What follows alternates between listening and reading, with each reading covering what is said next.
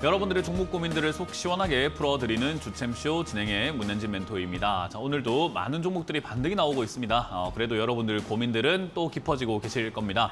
그러한 종목 고민들을 저희가 시원하게 날려드릴 텐데요. 전화 상담과 유튜브 채팅 상담을 통해서 여러분들이 상담 참여가 가능하실 것 같습니다. 먼저 유튜브 채팅 창에는 여러분들의 매수가와 종목명 그리고 비중까지 올려주시면 저희가 틈틈이 봐드리도록 하고요. 02-3772번에 0269번으로 전화 주시면 전화 상담을 통해서 여러분들 종목 고민을 해결해 가실 수 있다는 점 참고하셔가지고 많이 참여해 주시면 되겠습니다. 자, 그럼 일단 오늘도 시장에 대한 이야기를 좀 해놓고 출발해 볼 수 있을 것 같은데요. 일단 우리가 3일 쉬었어요. 토, 일, 월 이렇게 해서 한글날까지 해서 3일 쉬었는데 쉬고 나니까 갑자기 이스라엘과 팔레스타인의 전쟁 이야기가 나오게 되면서 야, 이거 어떻게 되는 거냐, 증시 폭락하는 거 아니야 라고 생각을 했었는데 어제 장은 약간 반등이 나왔다가 밑으로 밀리면서 마무리가 되었지만 오늘은 반등이 나옵니다. 어제 제가 이제 유튜브를 통해서 여러분들께 설명을 해드렸었는데 보통 이렇게 4개의 캔들이 연속적으로 한 자리에서 이렇게 떨어지는 이런 현상은 잘 일어나지 않는다. 근데 이런 현상이 잘 일어나지 않더라도 이러한 비스무리한 현상들이 일어났을 때 그 다음에 어떻게 됐는가 보면은 반등 나가는 경우가 많다라고 설명해드렸고, 그리고 이제 중동 쪽에 이렇게 전쟁이라는 것이 사실 뭐 굉장히 충격적인 것인가라고 하면은 이스라엘과 이제 하마스 전쟁은요 사실 2008년 9년에도 있었고 지금도 이제 일어났지만 벌써 한 3차례 정도 이렇게 발생이 되고 있는 겁니다. 2년 전에도 있었고요. 그래서 그런 것들을 생각 한번 해볼 때 단기적인 충격에 끝날 가능성이 굉장히 높다라고 봐야 됩니다. 그래서 전쟁 이슈는 단기적으로 이슈가 진행이 된 다음에 반등 나가는 경우들이 생기는 모습을 생각해 볼 수 있고요. 대신에 이 전쟁으로 인해서 장기적으로는 당연히 안 좋겠죠. 왜냐하면 우크라이나 전쟁도 초창기에 전쟁 났을 때 단기적으로는 충격이지 않을까라고 했지만 그 단기 충격 금방 사라지고 없어졌죠. 그런데 중장기적으로 보니까는 지금 지수가 쭉쭉쭉쭉 빠져내려가듯이, 그리고 밀값도 올라가고 식량 가격도 올라가고 또 유가도 올라가고 경제가 전반적으로 우크라이나 전쟁 때문에 조금 침체가 오는 것 같다라고 하는 이야기들이 들려오듯이요. 전쟁이 장기화가 되어 간다면은 그로 인한 파급 효과들이 분명히 있습니다. 그래서 사실 전쟁이라고 하는 요 내용 이거는 국제적으로 봤을 때 단기적으로만 충격을 주고 회복을 합니다. 그리고 장기적으로 안 좋을 가능성이 높아지겠죠. 그래서 이게 이제 뭐 전쟁이 장기화될 가능성이 높다라고 이렇게 전망을 해놓고 있는 것 같아요. 수많은 외교 전문가들이 그렇게 이야기를 하고 있는데 장기화가 된다면 역시나 유가 상승이 조금은 발목을 잡을 것 같습니다. 왜냐하면 유가가 올라가게 된다면은 아무래도 기름값 올라가죠. 그럼 또 인플레이션이 발생이 될 수 있잖아요. 그래서 연준 입장에서는 경기 침체를 고민을 해야 될까 아니면 금리 인상을 해야 될까를 생각을 하면서 계속 저울질을 할 수밖에 없어요. 근데 지금 이제 뭐 경제가 이 전쟁으로 인해서 좀 안 좋아질 수 있다고 하는데 거기서 금리를 또 독단적으로 또 독불장군처럼 막 계속 올릴 수 있는가 하면은 그렇지 않을 수 있다라는 기대감들이 형성이 되어가고 있죠. 그래서 전쟁이 나오니까 전쟁 때문에 빠져내려가는 것이 아니라 전쟁이 발생됐으니까 금리 인상 안 할 거야라는 쪽에 초점이 맞춰져 있는 것 같아요. 그래서 금리 인상 안 하고 오히려 인하하는 거 아니야? 오히려는 금리 인하를 안 하더라도 적어도 동결은 할 거야라고 하면서 금리 인상에 대한 우려감들이 많이 해소가 된 거죠. 그래서 최근에 지수가 9월부터 해서 9월 한 중순부터 해서 조금 빠졌잖아요. 지수가 한 7, 8% 정도 고점 대비해서 약간 빠져 있는 상태가 되었는데 요렇게 빠져내려가는 동안에 우려감이 뭐였는가 하면은 금리 인상에 대한 우려감이었죠.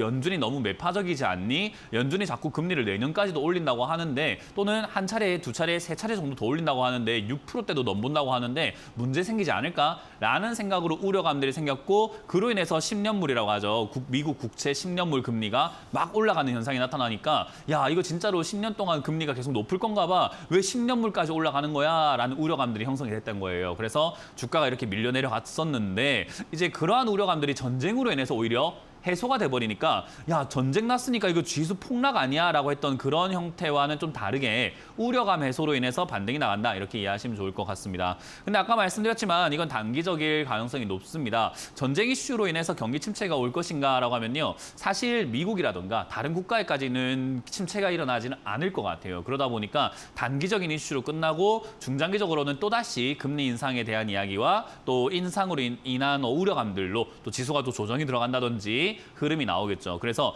주식시장의 지금 앞으로의 향방은 어디로 갈 것인가, 방향은 어딘가라고 하면 저는 아래쪽이라고 보고 있습니다. 근데 아래쪽이라고 해서 모든 종목이 다 빠지는 형태의 지수 하락일 것인가 하면 그건 아니고요. 테마 장세라고 이야기하죠. 계속 반복해서 말씀드리고 있습니다. 올 3월부터 해서 제가 지수는 강하게 올라가기 힘들다. 여기서 횡보하거나 머물 가능성이 높은데 그 머무는 동안에 테마 장세가 만들어질 것이다. 그래서 그 테마 장세를 우리는 적극 활용을 해야 한다라고 말씀을 드렸죠. 모든 종목을 다 살 수는 없지만 올라갈 것 같은 테마들은 잡아놓고 대응을 하는 것이 유리하다라는 겁니다. 그래서 오늘만 하더라도 반등이 일단 전쟁이 났기 때문에 급등이 나오거나 반등 나오고 있는 기업들은 역시나 뭐 석유 관련주라든지 또는 방산 관련주들이 급등이 나오지만요. 중간중간에 보면은 AI 관련주들도 계속 보이고 있다는 겁니다. 그래서 저는 여러분들께도 강조해드리고 있지만 AI 관련주 지금 무시하지 마라. AI가 앞으로 계속 성장해 나가고 있고 우리나라에서도 AI 관련 챗봇 GPT라든지 이런 것들이 후속타로 10월, 11월에 카카오와 네이버 그리고 삼성 SDS와 KT에서 지금 계속해서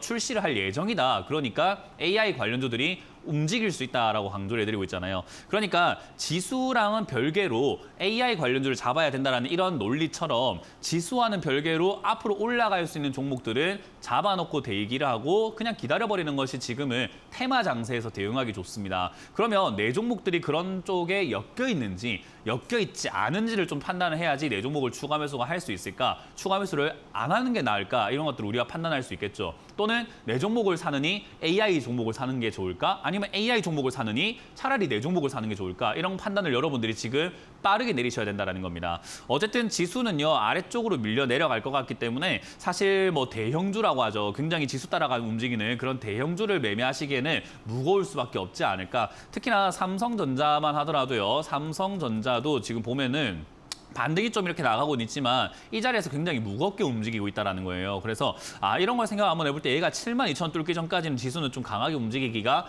힘들겠구나. 그래서 대형주 매매는 오히려 지금 조금 불리하지 않나. 오히려 테마 장세를 따라다니면서 미리 길목 지키기 매매를 하는 것이 훨씬 더 유리하지 않을까라는 전략을 드릴 수가 있겠습니다. 그럼 앞으로 유망한 테마는 뭘까? 역시나 AI라고 저는 늘 강조해서 말씀드리고 있고요. 디스플레이 부품 관련주, 자동차 부품 관련주, 보안 관련주 쪽이 유망하다라고 말씀을 드릴 수가 있기 때문에 다 올라갈 수 있는 테마들로 여러분들이 저점에서 잘 잡아놓으신다면은 테마 장세에서 모든 테마를 다 잡을 수는 없지만 적어도 한 개 정도는 잡아낼 수 있지 않을까라는 조언을 드려보도록 하겠습니다.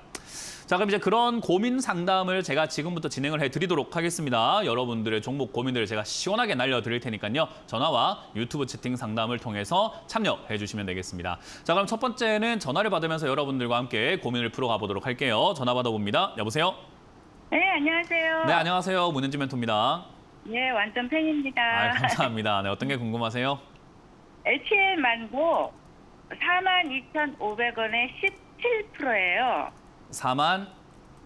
2,500원이요. 42,500원에 17%. 17%.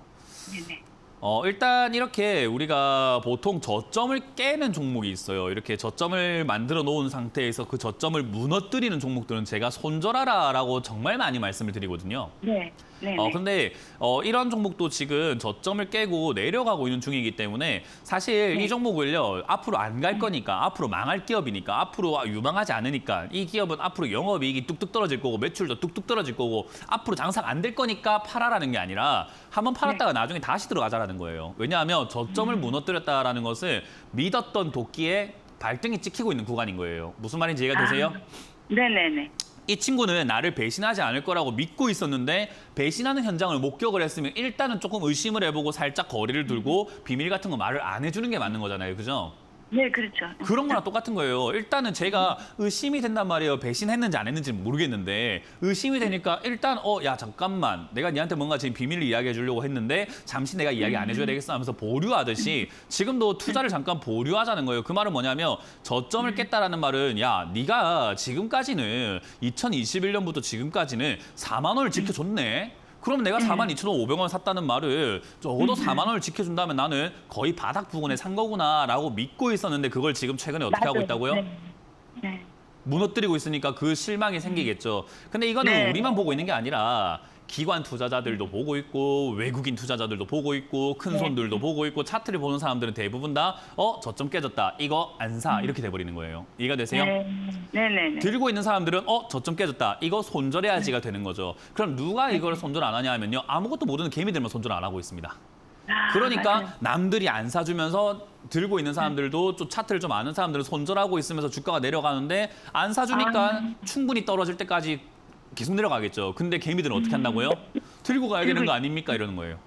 네, 맞아요. 그래서 이런 거는 일단은 팔아놓고 만약에 떨어진다면은 35,000원이든 3만 원까지 내려갔을 때 저기서 바닥을 잡으면 다시 들어가면 되는 거고 만약에 여기서 떨어졌지만 밑으로 떨어질 줄 알았지 하면서 올라오게 되면 뭐 하면 될까요? 다시 사면 되는 거예요, 그냥. 이해가 되세요?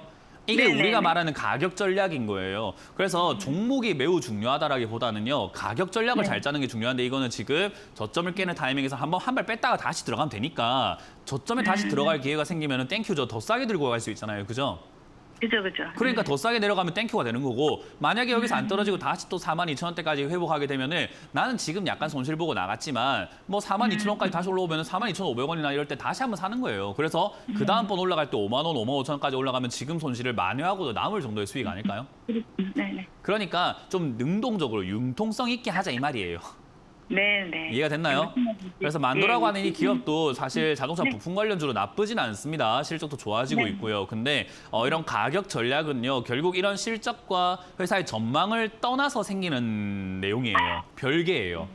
그래서 지금 이 자리에서는 한 발 물러서는 게 맞다. 일단은 비중을 줄이시거나 일단 전략 매도하신 다음에 나왔다가 다시 이 자리에 네네. 올라오게 되면 이 자리에 다시 사자라는 말씀드리고 그게 아니면 밑으로 내려갔을 때 35,000원 이하에서 재접근을 하자라는 전략 드려보도록 할게요. 네, 감사합니다. 네, 고맙습니다. 네, 감사합니다. 다음 상담 이어가겠습니다. 여보세요? 네, 반갑습니다. 네, 안녕하세요. 문현진 멘토입니다. 어떤 게 궁금하세요? 센트리온입니다. 셀트리온이고요. 매수가랑 비중이요? 146,500원에 70%입니다. 146,500원에 70%요. 70%요. 비중이 너무 많네요.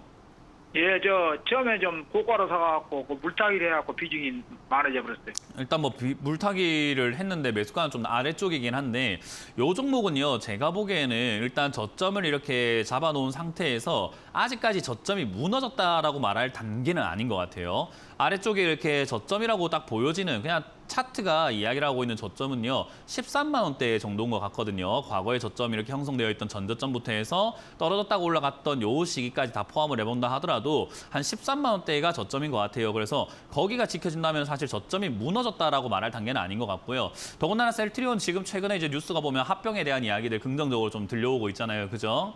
네. 그러면은 그런 기대감들과 그런 이슈들이 함께 어우러지면서 올라갈 가능성이 있다라고 저는 봅니다. 더군다나 하반기가 되면 일단 제약 바이오에 대한 훈풍이 좀 들어올 것 같다는 생각이 들어요. 제약 바이오가 최근에 뭐 비만 치료제부터 해가지고 신약에 대한 이야기, 뭐 당뇨병 치료제에 대한 이야기, 뭐 치매 치료제 그리고 체외 진단 키트에 대한 이야기들도 굉장히 많이 들려오고 있고 더군다나 의료법 개선으로 인해 가지고 야 이거 지금 원격 의료도 가능해지겠는 걸 그래서 약이 더 많이 팔릴 수 있지 않을까 사람이 병원을 가지 않더라도 집에서 이제 약을 탈 수 있다고 하니까 얼마나 약이 많이 팔릴까라는 그런 기대감들은 형성이 되어가고 있는 것 같아요. 그래서 저는 하반기에서 내년 초까지 제약 바이오가 올라갈 가능성이 전 있다라고 보고 있거든요. 그러면 예. 뭐 이게 지금 제 예상이 맞을지 안 맞을지 몰라요. 시기상으로 뭐 올 하반기가 될지 내년 하반기가 될지는 알 수가 없는 거 아니겠습니까? 그죠? 근데 어찌됐든 올라갈 가능성은 있다고 봅니다. 근데 주가라는 게 여기 가만히 있다가 올라가면 제일 베스트인데 그런 일이 잘 안 일어나잖아요. 그죠? 예. 그럼 우리가 해야 되는 건 뭐냐면 내려갔을 때 어떻게 대응할 것인가에 대한 전략을 짜놔야 돼요. 올라갈 것만 생각하면 우리가 장밋빛 희망이라고 하잖아요. 그냥 무조건 다 좋지. 근데 네. 내려갔을 때에 대한 대비를 안 해놓기 때문에 이렇게 비중이 70%로 들고 가게 되거든요. 지금 이 상태에서 만약에 이 저점을 깨면 어떻게 할 것인가에 대한 문제가 남아있는데 저는 이 저점을 깼을 때 굳이 손절하는 것보다는 추가 매수해서 가져가는 것도 하나의 방법이라고 봐요. 원래 저점을 깨면 손절하는 게 맞지만 얘는 이미 저점에서 일단 충분히 자리를 잡아놓은 상태에서 가능성이 있고 그리고 고점에서 이미 오랫동안 놀았기 때문에 사실 이거를 완벽하게 뭐 무너뜨렸으니까 더 떨어져가지고 저 아래쪽으로 가겠지라고 보기에는 약간 좀 부족한 것 같아요. 그래서 이거는 10만 원대가 만약에 반등 포인트라고 예를 들었을 때요. 다 팔고 다시 들어가는 방법이 있고요. 그리고 추가 매수하는 방법이 있는데 이 비중이면 무조건 다 팔아야 돼요. 근데 비중을 줄여놓으면 내려갈 때 굳이 손절할 필요까지는 없어요.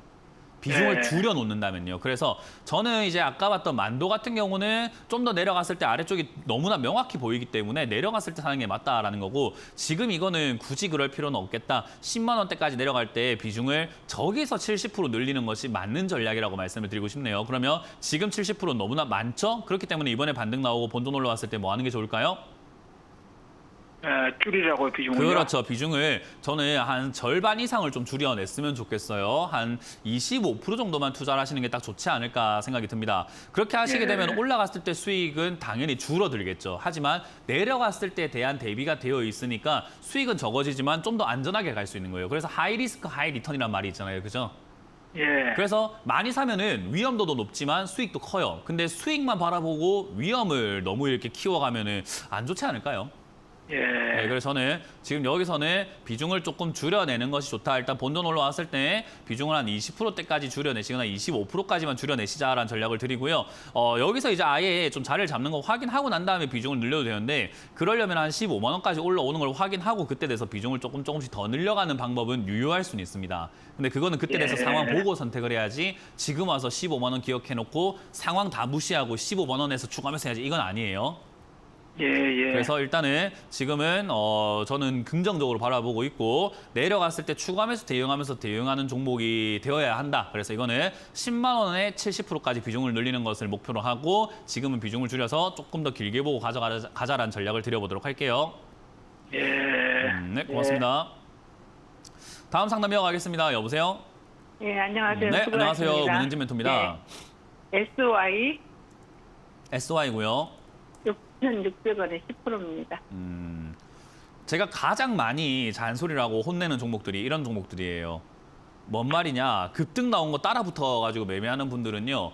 사실 이거는 전략이라고 할 만한 게 별로 없어요. 왜냐하면 이거는 스스로가 할 줄 알아야지 들어갈 수 있는 자리예요. 그러니까 자격을 갖춘 사람들이 들어가야 되는 자리인데 할 줄 모른다라고 하면 이 자리에 들어가 있으면 안 되는 거거든요. 네. 이해가 되세요? 그러니까 네네. 운전면허가 있는 사람이 운전대에 앉아 있는 게 맞는 거잖아요. 네. 그죠? 근데 운전면허가 없는 사람이 운전대에 앉아 있는 것 자체가 조금 웃긴 거죠. 그죠? 안 맞는 거죠. 안 맞는 거죠. 그래서 운전면허가 있는 사람이 운전대에 들어가서 운전을 하는 거는 굉장히 지극히 정상적이고 당연한 내용이 될 테지만 운전면허가 없는 사람이 들어가고 이거 핸들이 어디 있습니까? 야, 이거 기아가 어디 있습니까? 이거 지금 뭐 엑셀은 어디 있죠? 브레이크가 어디 있죠? 라고 질문하고 있는 거예요. 그러면 제 입장에서 뭐라고 말씀드려야 되냐면은 야, 주식 전문가니까 그냥 SY에 대해서만 이야기해라. SY가 무슨 기업인지만 이야기해라. 대충 가격이 어디까지 올라갈지 어디까지 내려갈지만 이야기해라 하는데 그거는 아니에요. 그러니까 면허가 없는 사람이 타 있는 거라는 거죠. 이런 종목을 매수를 하셨으면 상담을 하지 않아도 될 정도의 실력이 있으셔야 돼요. 무슨 말인지 이해가 되셨어요? 네네. 그럼 지금 이거는 시청자님이 어울리는 자리에 들어가 있다는 걸까요? 어울리지 않는 자리에 들어가 있다는 걸까요? 안 어울리죠. 그렇죠. 그럼 지금 들고 있는 게 어떻게 대응할지가 더 중요할까요? 그냥 빨리 여기서 나오는 게 중요할까요? 대응하는 게 중요하죠. 대응이 더 중요할까요? 나와요. 지금 면허도 네. 없는 사람이 운전대를 잡고 운전하는 게 중요하다는 말인가요? 아니요. 빨리 그러면요. 빨리 나오는 게 중요하잖아요. 우선이죠. 맞죠? 네네. 그러니까 네. 지금이라도 나오는 네. 게 맞는 거예요. 어쩔 수가 없어요. 왜냐하면 SY라고 하는 이 기업도 사실상 주가가 올라갔다 내려갔다 반복을 하고 있는 그런 기업이고 주가가 최근에 네. 영업이익도 좋아지고 거기다가 뭐 이렇게 뭐 코로나 쪽으로 엮여 있고 뭐 그 우리가 흔히 말하는 그 스마트 팩토리 이쪽으로도 엮여 있고 하다 보니까 기업이 괜찮은 거 아닌가? 앞으로 좋은 거 아닌가? 야, 이거 지금 조립식 패널 해가지고 앞으로 뭐 괜찮을 것 같아. 이거는 뭐 주가가 올라가니까는 괜찮아. 거래량도 많이 들어왔어. 시세 변동이 있어. 라고 하면 단타 그러면은 대응을 할 줄 알아야 돼요. 지금 가격이 나와야 될까요? 그러니까요. 그거는 아까 이야기했잖아요. 운전면허가 없는 사람이 운전대를 잡고 있는데 지금이라도 내려야 될까라는 질문하고 뭐가 다릅니까? 손해보고 팔아야 되겠네요. 그러니까요. 지금이라도 내가 이거 지금 여기 한 50m 운전해서 왔는데 지금 온 게 아까운데 50m 다시 걸어가라고요, 집까지? 지금이라도 내리는 게 맞지 않나요? 50m 집까지 운전해서 가는 게 맞을까요? 생각을 한번 해보세요. 지금 당장 내리는 게 맞지 않을까요? 아직도 제 말이 궁극적인 이야기가 이해가 안 되세요, 혹시? 네, 이 종목은 손해보고. 계속 변동이 많아요. 이거는 손해보고가 아니라 손해를 앞으로 더 크게 볼 수도 있고 수익이 날 수도 있어요. 근데 아까 말씀드렸지만 이거는 지금 주가가 어떻게 될 거라는 게 예측 불가합니다.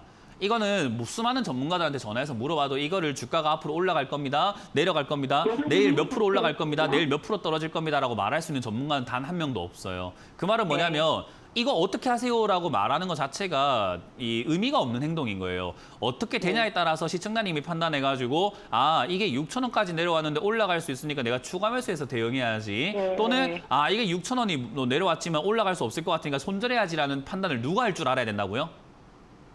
제가 해야죠. 그러니까 그거 못 하잖아요 지금. 했어요. 뭐라고요? 6,500원에 팔았어요. 아니 그러니까 지금 오늘 매도 방금 하셨어요?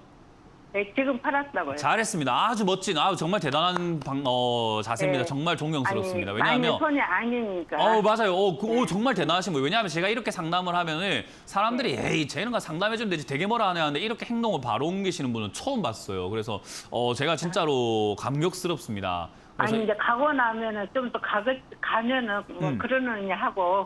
맞아요. 그냥, 대단하신 마인드입니다. 6,500원에 팔았어요. 네. 이거 끝나고 저희 상담 끝나고 나면은 저희 회사로 전화 주세요. 제가 선물 좀 드리고 싶어가지고 나중에 이렇게 좀 선물 꼭 드리고 싶어요. 그래서 나중에 유튜브로 이렇게 꼭 들어오셔가지고 선물 좀 받아가세요. 이거는 제가 드리고 싶습니다. 개인적으로요. 그래서 이런 대응 전략을 드렸을 때 행동을 바로 이렇게 매도할 수 있다는 것은요. 투자를 뭘 하시든 간에 성공할 수밖에 없는 마인드와 자세를 갖고 계세요. 그래서 지식만 조금 채워지고 공부만 조금 하시면 아마 훨씬 더 주식을 잘할 수 있을 것 같아요. 그래서 지금 섣불리 매매하지 마시고 이거 팔고 난 다음에 돈 있잖아요. 네. 돈을 그대로 계좌에서 빼주세요 한번. 현금을 그대로 일단 계좌에서 주식 계좌에서 일반 그 은행 계좌 있잖아요, 그죠? 거기로 네. 일단 옮겨버리세요. 그리고 당분간 매매하지 마시고 공부부터 조금 합시다. 아시겠죠? 선생님 말씀을 잘 들어요. 아유, 상담할 감사합니다. 때마다. 감사합니다. 지금 매도하세요 감격스럽습니다. 제가 감동입니다. 100원, 200원, 50원 가져고 그냥 감사합니다. 제가 팔아버려요. 공부를 조금 시켜드릴 거니까 공부를 좀 하고 매매를 합시다. 아시겠죠? 어디로 전화할까요? 나중에 그 회사로 이렇게 나중에 전화를 주시면 되겠습니다. 자, 다음 상담 이어가도록 하겠습니다. 여보세요? 여보세요? 네, 안녕하세요. 문현진 멘토입니다. 예, 안녕하세요. 네, 어떤 게 궁금하세요? 강원랜드를 강원 랜드를 17,000원에 30% 정도 샀어요. 17,000원에 30% 정도. 30% 정도요. 예. 일단 뭐 강원랜드라고 한 이 기업이요. 저는 비운의 기업이라고 말씀을 드리고 싶어요. 지금 운이 안 좋아요. 왜냐하면 코로나 때 역풍을 맞았다라고 하죠. 안 좋은 그런 이미지가 생겨버렸어요. 근데 강원랜드가 안 좋은 이미지가 생겼을 뿐이지 실제로 안 좋아졌느냐는 별개거든요. 그러면 코로나 때 진짜로 보면 매출이요 4천억으로 줄어버렸어요. 1조 5천억 나오던 게 4천억으로 줄어버리고 사실 강원랜드는 고정 비용이 굉장히 많이 나가는 산업이죠. 건물 그대로 빌려가지고 거기에 인건비부터 해가지고 설비 비용뿐만 아니라 관리비 이런 것들이 계속 나가다 보니까 어느 일정 부분의 매출 이상은 뽑아야 되는데 4천억을 버니까 바로 4천억 정도의 적자가 나버렸어요. 근데 7,800억 정도 버니까 얘가 500억 정도의 적자가 나고 1조 2천억 정도 보니까 한 2천억 정도의 흑자가 났습니다. 그러니까 한 1조 정도의 고정 비용은 계속 나가는 기업이라고 생각해 볼 필요가 있겠죠. 그죠? 예. 그러면 어찌됐든지 간에 코로나 때는 안 좋아진 게 맞습니다. 팩트예요. 이건 안 좋아진 게 맞아요. 왜냐하면 적자가 났잖아요. 실제로. 그죠? 예. 코로나 때 강원랜드 마스크 끼고 못 가죠. 우리가 50인 이상 몇 인 이상 안 되니까 문 닫아버렸잖아요. 근데 예. 지금은 정상 영업이 되어가고 있는 과정이고 중국 관광객들도 들어오고 있는 과정이고 우리나라 사람들도 많이 가고 있는 과정이고 그러다 보니까 사실 영업이익이라든가 이런 것들 좋아지고 있고요. 참 안타까운 이야기지만 경기가 안 좋아지면 도박이라든가 복권 그리고 술 장사가 잘 된다라고 이야기하는 게 혹시 알고 계세요? 예, 알고 있습니다. 경기가 안 저도 그런 거 좋아지면 좋아하니까요. 우리가 한방 이렇게 뭐 하고 싶은 약간 그런 것들이 생기게 되고 약간 이제 그런데 운을 기대게 되잖아요. 사람이 약간 약해지니까. 그죠? 예. 그런 것들로 인해서 강원랜드의 영업이익과 매출은 점점 성장 중이다라고 보시면 돼요. 경기가 요즘 너무 안 좋거든요. 그래서 지금 비트도 굉장히 사상 최대라고 하잖아요. 그래서 그런 부분들 가만히 생각해보면 강원랜드가 지금 현재 여기 14,000원의 주가에 있을 이유가 있나라고 했을 때 저는 굳이 여기까지 있을 이유가 있나 생각이 듭니다. 왜냐하면 지금의 현재 주가는요. 2009년도의 주가와 같은데 2009년보다 돈도 많이 벌었고 자산도 많이 늘었는데 굳이 그때와 똑같은 취급을 당할 필요가 있느냐라는 거죠. 그런 논리로 생각해보면 이 평가는 지금 굉장히 저평가되어 있다라고 보는 게 맞는 거고 사실 이렇게 뭐 영업이익이 생각보다 안 좋다는 뉴스와 함께 최근에 빠진 거거든요. 최근에 네. 이 주가가 최근에 이렇게 떨어졌던 이유가 뉴스를 보게 되면요. 영업이익이 좀 더 많이 올라가고 4천억, 5천억 나올 줄 알았는데 3천억밖에 안 되네. 에이, 안 좋네. 이러고 있는 건데 제가 보기엔 이건 무슨 말장난인가 싶어요. 그래서 저는 개인적으로 이런 걸 들고 있는 분들한테 말씀드리고 싶은 건 네가 이기나 내가 이기나 한번 해보자고 가져가는 게 맞아요. 저평가 종목인 종목들은요. 남들이 재평가해 줄 때까지는 약간 이렇게 주가가 침체되어 있고 안 올라갑니다. 원래 그게 이제 안 좋아요. 근데 인식 문화잖아요. 주식은 이제 인식 싸움이거든요. 사람들의 인식이 진짜 너무 안 좋다 보니까 강원랜드 사야지라고 생각하는 사람도 없고 강원랜드를 사라고 추천하는 전문가도 없어요. 그러다 보니까 이게 지금 주가가 사는 사람이 없으니까 올라갈 이유가 있을까요? 없을까요? 없죠. 없어요. 그러니까 내가 지금 시청자님은 강원랜드를 내가 지금 좋다고 생각해서 샀을 뿐이지 남들이 좋다고 생각하는 단계는 아니에요. 그러니까 주가가 더 내려갈 수 있는 거죠. 근데 남들이 좋다고 생각하기 시작하면 주가는 어떻게 될까요? 올라가겠죠. 올라가겠죠. 그때까지 나는 어떻게 해야 돼요? 외로운 싸움입니다. 혼자 여기서 이제 꿋꿋이 버텨야 돼요. 왜냐하면 이거 좋다고 하는 사람 아무도 없습니다. 그러면은 어딜 상담받든 간에 강원랜드 이런 거 왜 들고 갑니까? 본전원 파세요. 반등식 파세요. 전부 다 그러고 있을 거예요. 저는 그렇게 이야기 안 할 겁니다. 들고 가세요. 이건 22,000원, 25,000원대까지 저는 올라갈 수 있다라고 이야기를 해드리고 싶고 오히려 내려갔을 때 비중을 더 늘렸으면 좋겠어요. 경기가 안 좋을 때 좋은 기업이기 때문에 내려갔을 때 비중을 늘릴 건데 지금은 바닥을 잡았다라고 할 수는 없고요. 적어도 저는 12,000원대까지 내려가거나 하면은 지금 거래량이 아래쪽에서 많이 실리고 있어서 바닥에 징조는 보이고 있거든요. 그래서 여기 14,000원대에서 만약에 버텨준다면은 버틸 때 추가 매수를 조금 더 진행해서 매수가를 낮춰도 좋고요. 버틸 때 이미 비중이 30% 많기 때문에 14,000원은 솔직히 추가 매수하기는 약간 아쉬운 자리입니다. 그러면 추가 매수할 거면 어디서 하는 게 좋을까 하면은 한 12,000원 정도에서 추가 매수를 좀 과감하게 많이 해버리는 게 좋아요. 한 50% 이상 비중을 늘려버리는 거예요. 예. 그래서 이거는 좀 외로운 싸움이 될 겁니다. 들고 가시는 동안 많이 괴로울 텐데 시청자님께 제가 드리고 싶은 조언은 귀를 막아버리고 눈을 감아버리자라는 이야기를 드려보도록 할게요. 거진 그러고 있습니다. 저도. 네, 그렇게 들고 가시면은 이거는 26,000원, 28,000원 가던 거니까 그렇죠. 2만 원이 안 가겠나 하고. 맞아요. 그때까지 그렇게 기다린다고. 투자하시면 되는 거예요. 맞아요. 그래서 예. 이거는 약간 고집을 좀 부려야 되는 종목이 되었다라고 이해하시면 되겠습니다. 예, 알았습니다. 네, 홀딩하세요. 고맙습니다. 자, 이번 주 강연회가 어디서 어떻게 열리는지를 좀 체크 한번 해보고 다시 돌아오도록 하겠습니다.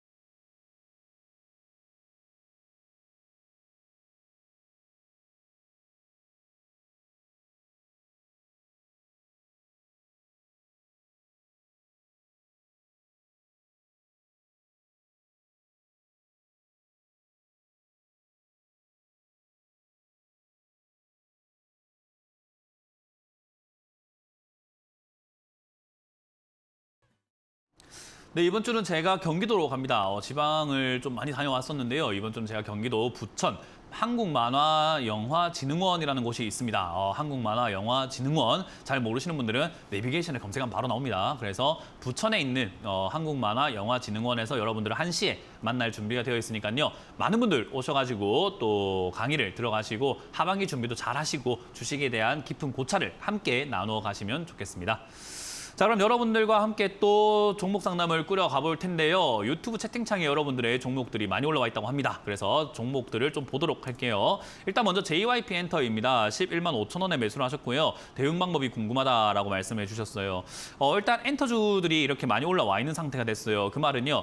많이 올라왔으니까 더 올라가겠지라는 생각도 뭐 유효할 수는 있습니다만은 반대로 생각하면 많이 올라왔으니까 비싸졌다라는 것도 하나의 내용이 되는 거고 또 생각이 되는 거죠. 그러면 올라와 있는 상태가 됐으니까 이걸 잘 생각 한번 해보면요. 지금 이 종목은요. 과거에 이 2001년도에 상장했을 때 초창기에 저 주가가 너무 급등되어 있다 보니까 이 앞에 있던 주가가 굉장히 비싼 거예요. 그럼 저 주가 때 샀던 사람들 말고 2005년부터 샀던 사람들은 전부 다 수익인 구간입니다. 그러니까 2005년에 어디선가부터 해서 매수를 해서 들고 있는 사람들 전부 다 수익인 거죠. 근 8년 정도 매수하셨던 사람들은 전부 다 수익이라는 겁니다. 그 말은 과거에 이 자리에 2001년도, 2년도에 샀던 사람들보다는 이 2018년도부터 샀던 사람들이 훨씬 더 많겠죠. 그러면은 18년 동안 산 사람들이 지금은 수익 내고 팔아낼 자리에 지금 시청자님은 비싸게 샀다는 말입니다. 대응 전략이 어디 있습니까? 바가지 썼으면 환불 받던지 아니면 싸우던지 왜 나한테 바가지 씌워서 하고 싸워야 되는데 싸울 주체가 누군지 모르죠. 그러니까 싸울 수는 없습니다. 그러면은 빠르게 내가 이 종목을 손해보더라도 정리를 하던지 해야 된다는 거죠. 자, 그러면 어디서 손해보고 정리할 것인가라고 했을 때 최근에 10만 3천 원짜리가 지지가 되어주고 있습니다. JYP엔터도 나쁜 건 아니에요. K팝이라든가 이런 것들이 계속 성장을 해 나가고 있고 매출, 영업이익 다 증가하고 있습니다만은 그런 거에 비해서 주가가 너무 과하게 올라간 케이스가 있습니다. 그래서 저는 개인적으로 이거 10만 원 무너지면은 갭을 매꾸로 내려가는 자리이기도 하면서 주가가 하락을 하는 초입부라고 말씀드리고 싶습니다. 삼성전자도 이런 시절이 있었습니다. 하락의 초입부 자리에 저점 무너지면서 손절해야 되는 자리에서 사람들이 들고 감으로 인해 가지고 지금까지 물려가지고 본 돈도 아닌 사람들도 의외로 많죠. 그래서 이것도 마찬가지로 10만 3천 원 무너지면 손절하는 게 맞다. 단기 반등이 나온다면은 단기 반등 때 위쪽에 11만 5천 원짜리 지금 매수하셨던 그 자리를 넘어가지 못하면은 돌파 형태가 나오지 못해서 밑으로 떨어지는 형태가 됩니다. 그래서 11만 5천 원까지 올라왔을 때 더 가지 못하면 매도하자. 밑으로 떨어진다면 10만 원대 무너질 때 정리하는 게 맞다. 여기서 올라가기 시작하면은 사실 12만 원대 다시 돌파 매매로 들어가는 방법은 있는데 그거는 시청자님이 그 돌파 매매라는 것을 알아야 됩니다. 모른다면은 접근하지 않는 게 맞고 아시는 분들만 접근을 해서 대응을 하시면 되지 않을까. 단타 종목이다라는 것만 기억하시면 되겠습니다. 다음 상담도 유튜브에 올라온 종목을 바로 한번 보도록 하겠습니다. MC넥스라는 종목을 매수하셨고요. 31,800원에 10% 정도를 매수하셨다라고 이야기를 하셨습니다. 일단 31,800원에 매수를 하셨다라고 하면은 MC넥스 같은 경우는 저는 나쁜 기업 같아 보이지는 않아요. 일단은 뭐 올라갈 수는 있는 기업인 것 같긴 해요. 영업이익도 잘 나오고 있죠. 거기다가 회사 가고 있는 이 기업의 모양새를 보면은 카메라 모듈, 자율주행이라든지 스마트폰 카메라 이런 쪽들이 엮여 있기 때문에 사실은 이 기업도 로봇이라든가 자율주행 이런 쪽으로 엮일 수 있어요. 자율주행은요, 사실 법안 통과 이런 것들이 나오거나 법안에 대한 이야기가 나오게 되면 올라갈 가능성이 높은데 지금 미국에서 해외에서는 자꾸 자율주행을 하고 있잖아요. 지금 실험도 하고 있고 테스트도 하고 있고 그러다 보니까 저는 개인적으로 테마는 살아있다고 말씀을 드리고 싶어요. 대신에 이것도 지금 안타깝게도 시장이 무너지면서 저점이 깨져버렸습니다. 근데 저점이 깨질 때 유형이 두 가지가 있어요. 일단 시장은 괜찮은데 혼자 깨지는 내용이 있고요. 시장이 안 좋아서 같이 깨져버리는 방식이 있거든요. 그 상황에서 매수가가 이렇게 높은 상태가 되거나 이 박스권이 있죠. 여기서 높은 상황이 되거나 그리고 저점 부근에 있는 게 아니라고 한다면은 손절보다 추가 매수하는 게 훨씬 나아요. 어떨 때요? 비중이 적을 때요. 그래서 지금은 추가 매수를 하는 것이 낫겠다 생각이 듭니다. 원래 저점 깰 때 손절을 해야 됩니다만은 매수가가 이미 저 위라서 32,000원대라 가지고 만약에 시청자님이 지금 27,800원대 들고 있다라고 하셨으면 저는 지금이라도 손절하시는 게 맞습니다라고 안내를 했겠지만 이거는 이제 위쪽에서 사셨기 때문에 손절이라고 하기에는 20% 이상의 손실이라서 이거는 손절은 아니고 손해예요. 그렇기 때문에 이 정도 손실이면 안 내는 게 낫다. 손실을 안 내는 게 낫다. 왜? 테마는 살아있기 때문에 내려갔다가 올라갈 수는 있는 기업인 것 같다라는 겁니다. 그 말은 이제 시청자님이 해야 되는 건 손절 어차피 안 할 거라고 하면요. 결국은 내려갔다 올라가는 것을 기다릴 줄 알아야 되는데 내려갔을 때 침착하게 기다려야 됩니다. 언제까지 빠질 것인가? 그건 우리가 정확하게 타이밍을 딱 잡을 수는 없는데 일단 21,000원에서 17,000원짜리가 지난 저점 자리이기도 해요. 그래서 이 자리가 가장 유력 후보라는 거죠. 그래서 이 자리까지 내려가게 되면은 21,000원 또는 18,000원, 7,000원대까지 내려가면 바닥 잡을 가능성이 높으니까 저 자리까지 내려왔을 때 시청자님은 추가 매수 대응을 해서 가져가는 게 좋아요. 왜? 테마가 살아있기 때문에 내려가면은 다시 올라오면서 3만 원대까지 반등 나갈 가능성이 높습니다. 그러면은 3만 원대까지 반등 나오면 지금 아무것도 안 하면 본전이지만 내려갔을 때 추가 매수를 하면은 저기까지 올라왔을 때 수익이 되겠죠. 그래서 지금 타이밍을 한번 놓쳤지만요. 다음 타이밍을 잡기 위해서 해야 될 것들이 있다. 그거 해야 되는 것을 잘해주면 된다. 언제요? 21,000원 이하에서 추가 매수 포인트를 잡는 게 좋은데 저기서 바닥 잡는 것이 어딘지 모르겠다 하신다면은 다시 한번 연락을 주시거나 문의를 주시면 되겠죠. 그렇게 대응을 하시면 되겠습니다. 자, 다음 상담도 이어가보도록 하겠습니다. 다음 상담도 유튜브에 올라온 종목인데요. LG 생활건강입니다. 43만 원에 30% 정도 이렇게 비중을 실으셨는데 많이 떨어져가지고 계속 떨어져서 비중을 줄일지 고민 중입니다. 라고 하셨는데요. 제가 이렇게 기본적인 상식적인 질문을 하나 드린다면요. 우리가 밖에 이제 커피를 팔아요. 커피를 팔아가지고 우리가 5,000원에 커피를 사왔어요. 근데 이 커피 가격이 4,000원, 3,000원, 2,000원, 1,000원까지 떨어집니다. 그러면은 내가 5,000원에 사온 커피 한 입도 안 먹었는데 옆 사람이 야, 저 밖에 1,000원에 팔더라. 그거 나한테 팔아라라고 하면은 여러분들은 와, 이거 지금 이거 1,000원에라도 팔아야 되는 거 아닙니까?라고 생각합니까? 아니면 야, 내가 5,000원에 사온 걸 얘한테 어떻게 1,000원에 파냐? 손해보고 못 팔지. 라고 하면서 내가 먹어버립니까? 당연히 내가 먹을 겁니다. 맞아요. 가격이 떨어지면 손해보고 파는 것 자체가 상식에서 어긋난 행동이에요. 근데 주식만 하면은 떨어지면 비중 줄일까요? 떨어지면 무서운데요. 팔까요? 이럽니다. 이게 상식에서 어긋난 행동이라고 말씀을 드렸잖아요. 주가가 올라가면 에이 비싸서 안 먹지가 맞는 거고 주가가 내려가면 아우 싸니까 사야 되겠다. 이거는 손해보고 못 팔아가 맞는 거죠. 사실은 손해보고 안 파는 게 맞는데 왜 우리가 이렇게 상식에서 어긋난 행동을 하게 되냐면 30%라는 비중 그리고 내 돈이 들어갔는데 손실 나고 있는 거 보다 보니까 내 돈이 지금 날리고 있네. 내 돈이 날아가고 있네. 이거라도 건져야 되는 거 아닌가? 라고 생각을 하는 거죠. 주식을 하게 되면요. 내 돈을 주식으로 바꿔 있는 겁니다. 내가 주식이라는 물건을 갖고 있다고 생각하시는 게 좋아요. 그럼 이 물건을 손해보고 안 파는 게 맞는 건데 내 돈의 가치를 증권사에서 계좌 수익률로 보여주니까 손실이 얼마나 나는 걸 보여주니까 상식적인 판단이 안 되게 되는 거죠. 거기다가 내 그릇이라고 합니다. 내 그릇보다 훨씬 더 많은 돈이 들어가 있죠. 30% 아마 시청자님한테는 좀 버거운 돈일 겁니다. 왜요? 지금 조금 1% 이거 떨어졌는데 무서운 거잖아요. 만약에 이게 100만 원 들어갔는데 1% 떨어지면 10,000원입니다. 근데 만약에 여기에 1,000만 원 들어갔으면 10만 원이고요. 1억이 들어갔으면 어떨까요? 100만 원이 됩니다. 근데 우리가 하루아침에 100만 원 날려보는 경험이 흔할까요? 우리 일반인들은요, 하루아침에 몇천 원 잃어버리거나 몇만 원 잃어버리는 경우는 있어도 100만 원 한 번에 어디 날려보는 경험이 흔하지 않아요. 그러니까 바로 패닉이 와버리죠.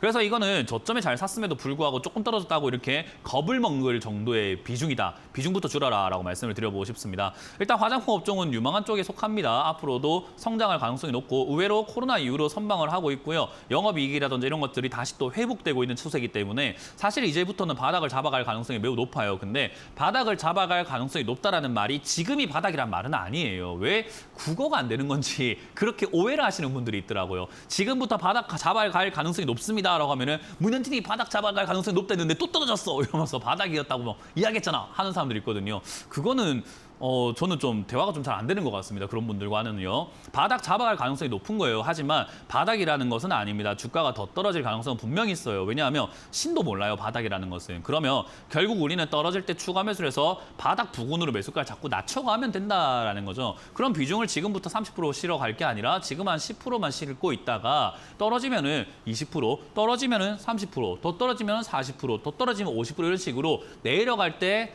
비중을 늘려서 매수가를 끌어내리는 작업을 하시는 게 옳은 거죠. 그렇기 때문에 저는 지금 비중을 좀 줄이시는 것을 추천드립니다. 1%밖에 안 내려왔잖아요, 오늘. 그렇기 때문에 저는 지금 이 자리에서 비중을 줄이시라 절반 정도 비중을 줄이시는 걸 추천드려 보도록 하고요.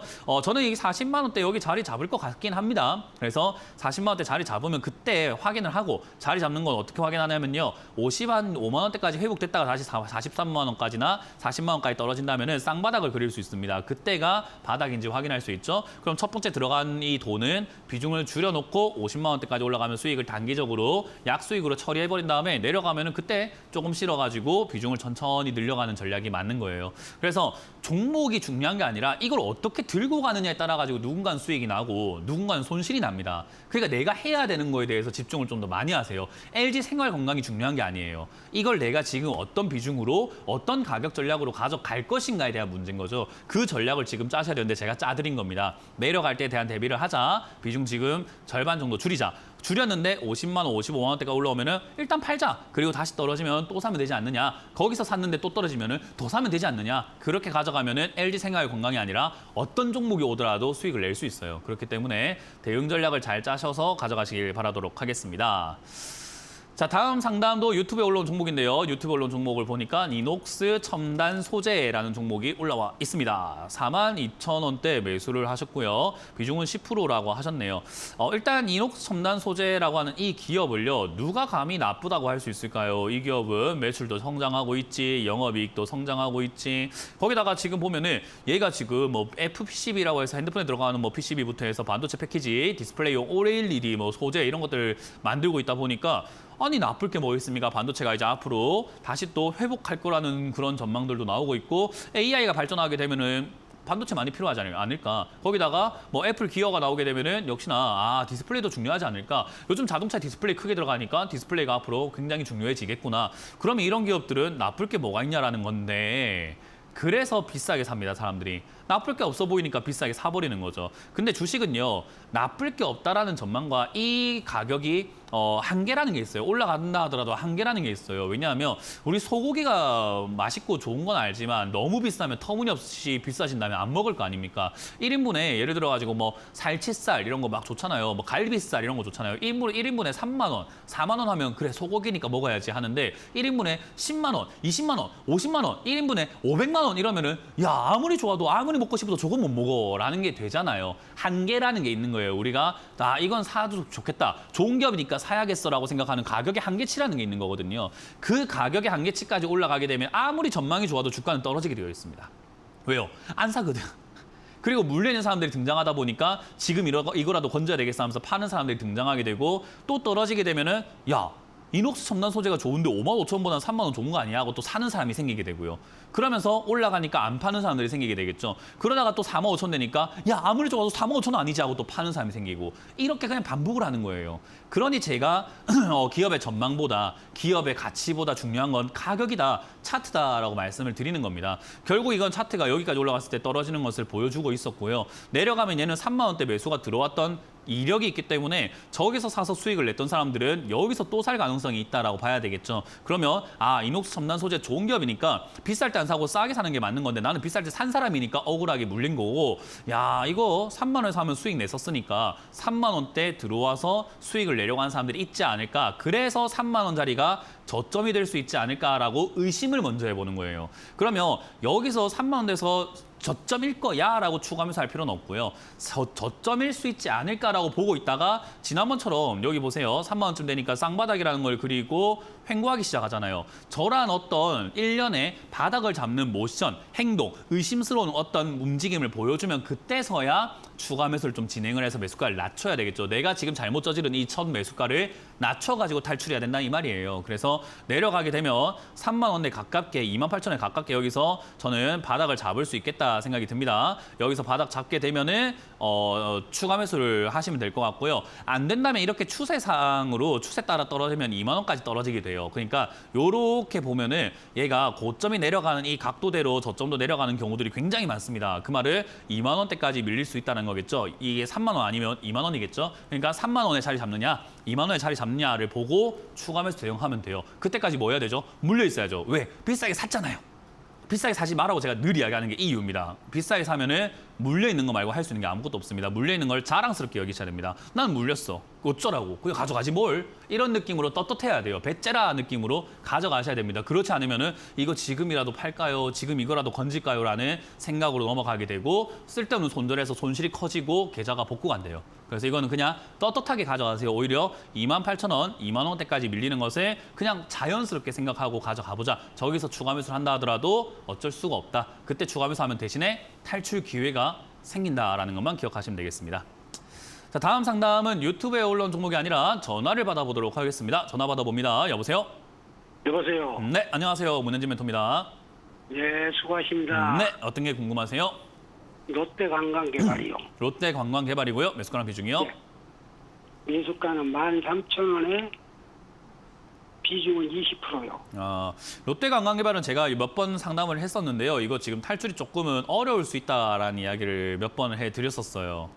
예. 네, 이거 최근에 이제 뭐 중국에서 한한령 해제한다. 그래가지고 이제 그런 거 해제할 수 있다라는 기대감으로 중국인들이 여행 많이 오지 않을까 하면서 이때 급등이 나왔거든요. 예, 예. 근데 그거는 단순 이슈였을 뿐인 거지. 사실 실제로 그렇게 해가지고 롯데 관광개발이 뭐 앞으로 영업이익이 빵빵 좋아진다든지 사람들이 여행을 굉장히 많이 다닌다든지 할지는 미지수가 돼버린 거죠. 더군다나 지금 이제 빚을 내서 그러니까 요즘에 시청자님이 투자를 약간 상식선에서 시청자님 아시는 수준 내에서도 판단이 가능해요. 기업 분석 어렵잖아요, 그죠? 예. 업황도 잘 모르겠고. 근데 관광이라는 것을 우리가 생각을 한번 해볼 때 관광은 우리가 돈에 여유가 있을 때 갈까요? 여유가 없을 때 갈까요? 여유가 있을 때 많이 여유가 가겠죠? 있을 때 좀 많이 가겠죠, 그죠? 그러면 네. 요즘 사람들을 우리가 한번 볼 때 뉴스도 보고 주변 사람들도 보시면서 또는 자녀나 친척들을 보시게 되면은 먹고 사는데 여유가 조금 있어 보입니까? 아니면 고금리 시대라 가지고 좀 여유가 조금 없어 보입니까? 그런데 요즘 쓰는 사람들은 잘 써요.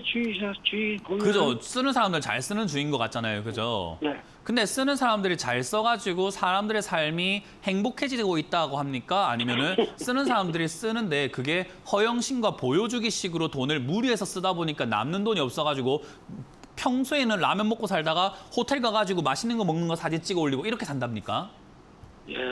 요즘은 약간 후자 쪽에 가깝잖아요. 그죠? 예, 예. 코로나로 인해 가지고 많이 힘들어진 상태에서 여행을 못 간 상태에서 막 내가 가고 싶었던 여행 욕구들을 지금 한 번에 표출하려고 하다 보니까 무리해서라도 지금 여행을 가시거나 여행 가가지고 무리한 어떤 소비, 과소비를 하는 형태들이 많이 보여지고 있다고 이야기를 해요. 근데 예. 그렇게 이야기를 하다 보니까 사실 관광산업과 여행산업의 미래가 앞으로 밝은가 하면 경기 침체가 온다 하면은 올해보다 내년이 조금 더 힘들지 않을까? 내년보다 내후년이 좀 더 힘들지 않을까라고 생각할 수 있잖아요. 사람들의 경기가 지금은 에이씨 내가 못 갔던 거 한 번에 가자 하면서 과소비한다고 하면 그 과소비하고 난 다음에 몇 달 동안 또는 몇 년 동안 허리띠를 졸라매야 되잖아요. 그죠?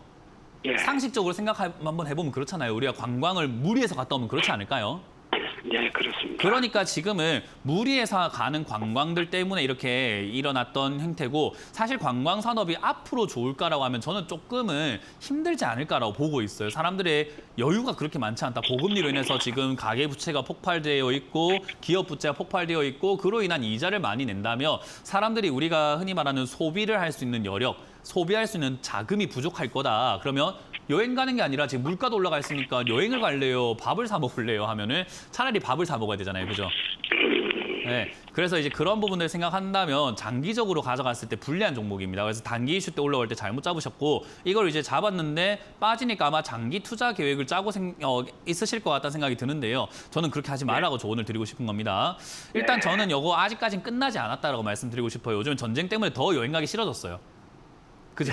해외여행 가기 싫어졌어요. 어디 가면 막 테러 당할까 봐 무섭잖아요. 그죠? 예. 미사일 맞을까 봐 어디 뭐 또 요즘 자연재해도 많아가지고 뭐 하와이 갔더니 뭐 폭풍 오고 태풍 오고 지진 나고 막 이러니까 뭐 갇혀버리고 하는 일들도 많이 발생돼서 저는 관광 산업이 앞으로 조금 더 위축될 거라 봅니다. 그래서 저는 이거 단기 반등 나오면 그냥 13,000원 조금 안 되더라도 12,000원대에서가 정리하시는 거 어떨까? 단기 반등은 급락을 해서 아마 나올 가능성이 높으니까 단기 반등 때 잘 정리하시길 바랍니다. 예. 그러면 손절매를 네. 어느 선에서 했으면 좋겠어요? 12,000원대 이상이면 저는 손실 보더라도 정리하는 걸 추천드려 보도록 할게요. 고맙습니다. 다음 상담 이어가겠습니다. 여보세요? 네, 여보세요? 네, 안녕하세요. 문현진 멘토입니다. 네, 수고 많으십니다. 네, 어떤 게 궁금하세요? 삼성 엔지니어 37,700원에 20%예요. 삼성 엔지니어용이 아니고 삼성 엔지니어링인가 봐요. 예. 이거 매수가가 얼마라고요? 34,700원에 네. 20%예요. 일단 이것도 비싸게 사셔가지고 사실 탈출이 조금 어려워졌습니다. 물려 있으시다 보니까 기업 영업이익도 좋고 매출도 좋고 앞으로 성장하지 않을까. 삼성 엔지니어링도 아니 이거 지금 뭐 플랜트 시장하고 있고 지금 전 세계적으로 플랜트가 앞으로 많이 필요하다고 좋다고 하니까 거기다가 사우디 이야기까지 나오고 있으니까 얘들이 수주 많이 받아가지고 돈 벌지 않을까 싶어서 비싸게 샀겠지만 비싸게 산 건 비싸게 산 겁니다. 그냥. 그래서 비싸게 사고 나면 수익 내기가 어렵습니다. 결국은 남들 수익 보고자 고민을 하고 남들 수익 보고자 대책을 짤 때 시청자님은 손실을 조금 줄이고자 본전을 조금 찾고자 전략을 짜야 돼요. 그러니까 어쩔 수가 없어요. 위치가 다르기 때문입니다. 그래서 지금 당장은 27,000원대 여기서 반등이 나와주는 것이 일단은 첫 번째 포인트가 돼요. 일단 여기서 반등이 나와준다면 기술적으로 한 32,000원대까지는 다시 반등이 올라와서 회복이 될 수 있는데요. 여기가 무너지게 된다면 조금 피곤해질 수 있는 자리입니다. 26,000-27,000원대까지 밀릴 수 있고요. 만약에 여기서 일단은 세 가지 변화도가 있겠죠. 27,000원까지 왔을 때 다시 전고점까지 올라가는 경우가 있고 27,000원까지 왔다가 32,000원까지 반등 나가고 떨어지는 경우가 있고요.